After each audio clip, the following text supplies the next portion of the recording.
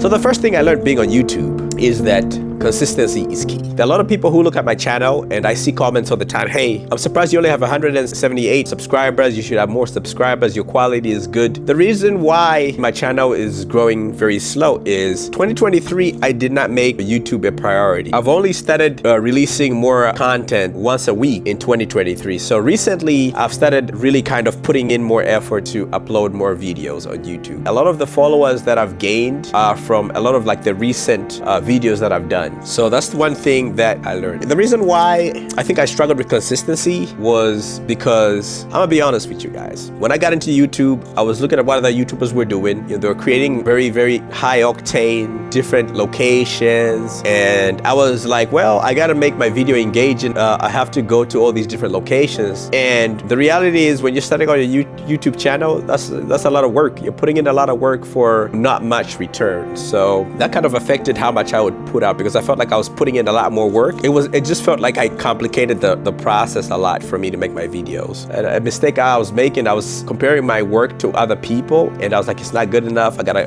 go harder. I gotta do this. So I was setting such a high bar for somebody who was coming in and it took me longer to put out the videos. So the one thing I learned and I think I've noticed that is working out for me now is I just simplify the process. I don't write scripts. I try to write a script. I felt like it was more work on top of like just some of the ideas I had of creating the composition for the video. It was just another added task, and I also sounded like a freaking robot reading the script, or trying to like memorize the script, and it just didn't feel organic for me. So by simplifying the process, I don't write scripts. You know, I write notes of like bullet points of things that I'll touch on.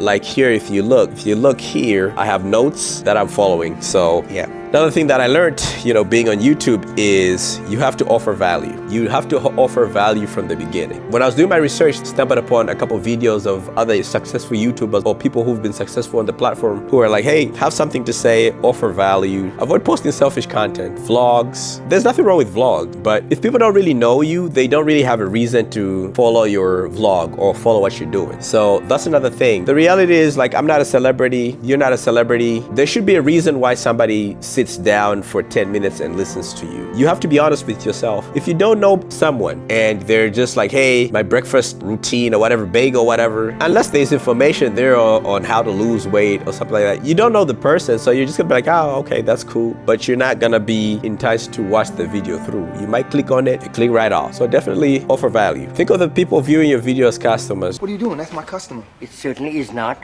When I came upon her, she was unattended. No, that's my... Go take a check over there. Pick up there. You know, what are they getting out of the video? Are they getting anything that's gonna help them in any way, shape, or form? So that's something I noticed once I started implementing in my videos. I got a lot more better engagement and people were like, hey, I like what you said. They were leaving comments. So definitely that's something that if you're coming into this platform, you have to kind of think about and figure out a way to implement. Another thing is you definitely want to get to the point. I've made this mistake in the past. I'll start off my video with, hey, how you guys doing? Blah, blah, blah. So I've been thinking about making this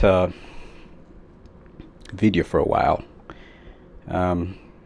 Working on my second YouTube video. Hey, you shut your face! If we want to hear you talk, I will shove my arm up your ass and work your mouth like a puppet. The reality is you kind of are wasting people's time if you do that. So people don't have an obligation to watch your video through. They'll click right off. So you definitely want to get straight to the point. If your video is about making muffins and somebody clicks on the video and they see you, you know, taking a shower, you're putting on your outfit, you're brushing your teeth, you're getting ready to go make, say, muffins, people will be like, well, this is not what I'm paying for. If it takes you 10 minutes to get to baking the muffins, hey, but you can't be mad at people for clicking off because people feel like, okay, this is not what I clicked on for. I didn't click on to see somebody taking a shower and having their morning routine before they bake. Just get to the point. The sooner you get to the point, the better for everybody. The more people will kind of like be like, okay, this person is no nonsense. Let's get right to it. Unless you become super famous to where, you know, people want to watch you do daily mundane things. Unless you're like a celebrity, yeah, I mean, people, you gotta kind of earn that type of time from people for them to be like, okay, I want to see how, you know, Angelina Jolie makes her scrambled eggs. Maybe until you have a name, but if you're just somebody who nobody knows from anybody, hey, people don't have time to watch strangers just do mundane things. I noticed getting right to it really helped out with engagement and having more people watch my videos and stuff like that. Just getting straight to the point, jumping right into the topic, being concise. Another thing that I learned is, and this is a big one because I was such an amateur at this, is thumbnails. Boy, I'm gonna keep it real with y'all. I ain't care about thumbnails, man. I was just posting whatever. I would post like the same way I post on Instagram is how I was posting thumbnails. I'll just edit a picture. Hey, this picture looks cool. Boom. Picture got nothing to do with the topic. I'll put it on there. Thumbnails are such a huge thing that I watched the video, I think with Mr. Beast, and he talked about like he spends like a lot of time, like 70%. I don't know, maybe not 70, but he spends the majority of time on thumbnails, just making sure he gets the right thumbnail. And it actually really works because my videos had a lot of low views before I changed the thumbnails. All the thumbnails in my videos are new, you know. I think the first 4 videos I posted had random pictures that I put on there that really didn't do anything or really have anything to pull anyone in as far as like what the video was all about. I noticed like, I think people are drawn to people's faces. So having your face on a thumbnail helps people stop. Wait a minute, who's this person, you know? And that's when you bring in your title. Hey, 30 days. I did this for 30 days. And that's how you kind of like bring people in. Thumbnails are so important that I changed the thumbnails to where I always had my face in the thumbnail. And I think the first video started getting more views again and getting more likes. And I noticed a couple of my videos started getting more views again. This is like after months of me posting and just doing nothing but changing my thumbnails back in November 2023. So thumbnails are a big thing. That's something that you know, that's the cross I'm willing to die on. Oh, now you gonna preach to me, right? Yeah, I'm gonna preach. And you gonna listen!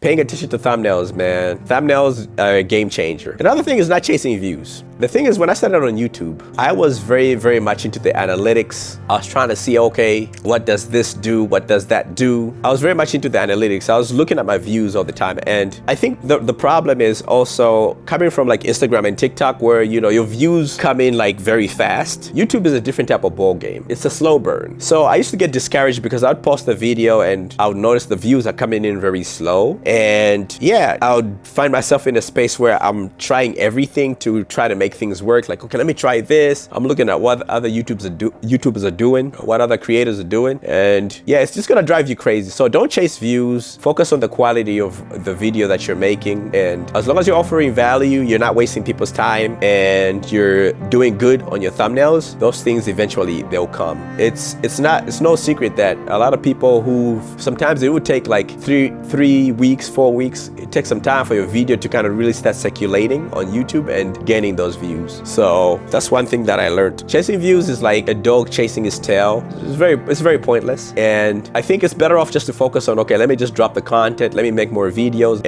or maybe just challenge yourself. Hey, I'll post 1 video every week for the next 6 months, and you see what happens. Another thing is just, I've learned to trust the process. I've learned to just be like, okay, I'm gonna make my video, I'm gonna post it, not gonna worry too much about how many likes or the engagement portion of it. I think the moment I learned to detach from my work, like as far as like if I made a video, I used to make a video and I would be very attached to it. I'm very much like looking at the views but I think it's way better for you to just, and I started doing this. Now I'll post the video and I'll go right into the next video or the video topic I want to tackle instead of dwelling on the old video. Whether it gets 1,000 views or whether it gets 50 views, I don't dwell on old videos. I put it out there. The numbers will fall where they will. So detaching from my work as far as the videos I was creating or the videos I'm creating has helped me out more to continue just posting, because I'm like, hey, I want to drop a video at least once a week. So I'm just detaching from that old video. In conclusion, I think the biggest thing that I've learned from not chasing views to being consistent, trusting the process, getting straight to the point, I think the most valuable thing I've learned is